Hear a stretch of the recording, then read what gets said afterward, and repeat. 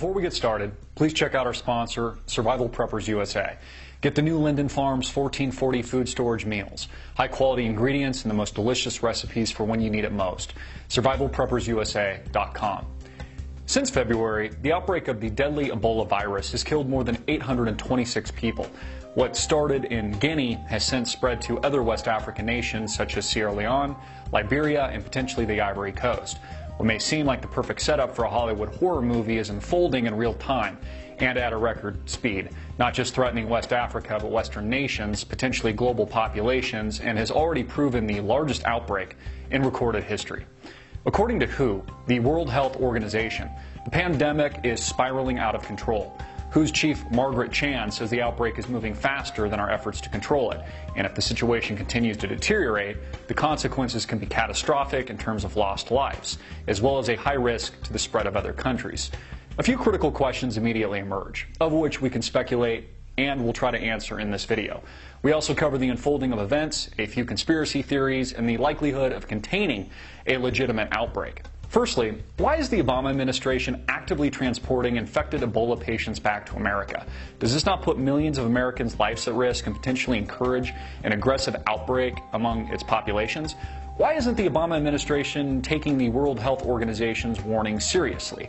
2 patients thus far have been transported or are on their way back to America for treatment. Dr. Kent Brantley, an American doctor who was recently stricken by the deadly virus while in Liberia, and missionary Nancy Wrightball, who had also been working alongside Kent, the doctor, and has been brought back to the United States in a special isolation ward in Atlanta. Although his health is reportedly improving, the question remains, why was Kent transported back to America? And why are we putting millions of Americans' lives at risk? Why can't these sick individuals be treated on location, therefore protecting the safety of all Americans and erring on the conservative side of a worst-case scenario and potential outbreak here in the United States? The second individual, Nancy Wrightball, is also on her way back to America to be treated for the deadly infectious disease. Again, why put millions of Americans' lives at risk for 2 people? Are government officials trying to infect the masses, or are they just dumb? Curiously, Obama signed an amendment to Executive Order 13295 just a few days ago, under the radar, of course, on July 31st, that gives the president absolute executive power to detain any individual, American citizen or otherwise, that allows apprehension, detention, or conditional release of individuals to prevent the introduction, transmission, or spread of suspected communicable diseases. Specifically, the amendment targets those individuals suspected of respiratory illness or severe acute respiratory syndromes. So what does the president know that we don't? Why the hurry in amending an executive order if there is nothing to worry about in the first place? Let's say the disease has already spread beyond the control of government officials, for example, and the White House is on lockdown preparing for a worst-case scenario.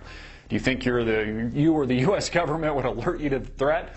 Or would they hide the facts to buy as much time as possible before widespread panic, death, riots, and total societal collapse inevitably ensued? Would you be invited to their underground bunkers? Another logical question is whether the outbreak is natural in its origin. Has the disease naturally spread on its own, or was it engineered? Our government warns us about this all the time, the threat of biological warfare and superbugs. Is it possible terrorists or perhaps a rogue nation found a weak spot in West Africa to spread the deadly disease with the intent to kill millions of people and destabilize the global economy? Is this the biological warfare we've heard so much about? According to WHO, the potential consequences of a widespread outbreak are not just catastrophic, but could also cause severe socioeconomic disruption, as well as a high risk of spread to other countries.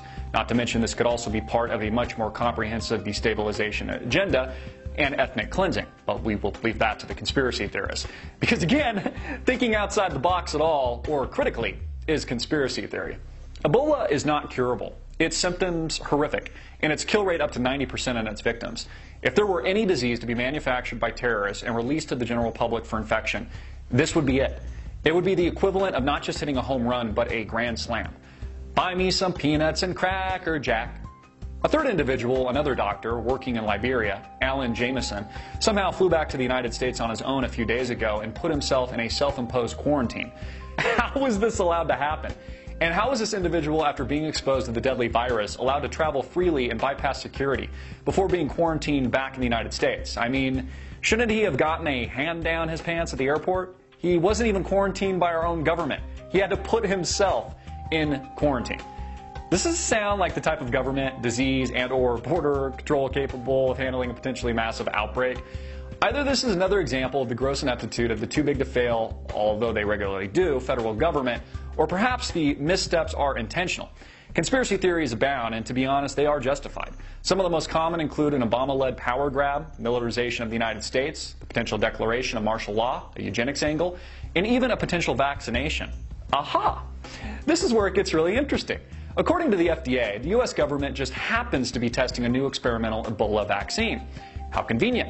Soon to be tested on Americans as early as September. According to CNN and USA Today, the National Institutes of Health's Infectious Disease Unit is working with the U.S. Food and Drug Administration to put the vaccine into trial as quickly as possible. Is this an attempt by officials to infect millions of Americans with government needles? With Obamacare riding to the rescue in golden armor? I mean, hey, who can refuse a vaccine to Ebola with the potential to wipe out your entire family? You'll take the shot. If you want to live, that is. According to reports, the Ebola outbreak started in Guinea and quickly spread to Sierra Leone and Liberia, killing over 826 people and counting so far. The disease, which is spread by close contact with infected victims exhibiting symptoms such as extreme nausea, vomiting, internal and external bleeding, is one of the most gruesome, deadly, and virulent in the world. Sierra Leone has already sent in troops to enforce quarantine, effectively declaring martial law. Also on tap, which seems uncanny in its timing and strangely peculiar, is a U.S.-African summit being held in Washington, D.C. this week, a three-day conference that will bring nearly 50 African officials to Washington, D.C. for an unprecedented gathering that government officials say could be a turning point for U.S.-Africa relations. Really? In addition to flagrantly flying infected Americans back home plagued with the disease, Obama just happens to be hosting a dinner party with African officials reeling from the outbreak? Of course, the president said not to worry, and that the agenda for the African summit has not changed, and whatever that is, and that some of the international guests will undergo additional screening. We are taking the appropriate precautions, the president said at a press conference on Friday. While Obama talks rainbows and sugar gumdrops, another individual has collapsed at Gatwick Airport on Sunday, just south of central London, after flying from Sierra Leone. She reportedly fell violently ill on board a commercial airliner and collapsed just after arrival at the airport. She was later pronounced dead by local media. Officials say she was tested negative for the virus and that it's only a coincidence that she just happened to be flying from a host country and had been exhibiting the exact same symptoms of an infected Ebola patient. Be careful not to ask too many questions, folks. You don't want to be considered a nut. Again, would your government tell you if massive outbreak was past the point of no return, containment impossible, and the disease about to annihilate vast swaths of the global population? Do you honestly think you would get a personal email from the president? Here's what we know. We already have at least 2 infected patients who have been transferred back to the United States. A third person mysteriously bypassed border security and CDC safeguards and is in self-imposed quarantine. Officials won't say how he got back to America or bypassed security, so I'm assuming he traveled on board a commercial airliner and exposed himself to hundreds of people at a minimum. Although not contagious until exhibiting symptoms, this proves a gross security breach that has already likely been duplicated many times over with a live infected patient. Another individual who they say tested negative just happened to be traveling from Sierra Leone, one of the infected host nations, and just collapsed and died at a major airport after being exposed to hundreds, if not thousands of people. And this just in a few days. Imagine what could happen in a few weeks, a month's time. History shows us that mass outbreaks leave underdeveloped and developed nations grossly ill-prepared. Whether it was the Black Plague that swept through Europe in the 14th century, killing an estimated 25 million people and upwards of 60% of the European population, or pandemics that wiped out up to 80% of the Native American population by the 19th century, we know containment can be difficult, oftentimes impossible. It is well known that American hospitals have trouble containing a simple staph infection, yet alone a deadly virus such as Ebola. And we can't even pretend to understand the potential casualties or gross implications of a potential outbreak. Our government can't even control our borders, for God's sakes, yet alone a microscopic airborne disease as deadly as Ebola from spreading. I'm Christopher Green, and you've been tuning into AMTV, alternative media television. Hard-hitting and in your face. Please share this video everywhere, make it viral, and click the link below to support our sponsor.